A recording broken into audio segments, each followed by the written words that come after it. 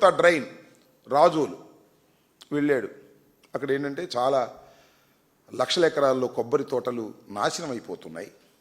వాటన్నిటినీ పరిశీలించడానికి ఒక ఉప ముఖ్యమంత్రిగా వెళ్ళారు, పరిశీలించారు. పరిశీలించి రైతులతో ఇంటరాక్షన్ పెట్టారు.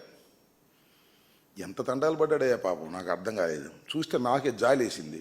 దత్తపుత్రుడు చేస్తున్నటువంటి ప్రయత్నం ఇదంతా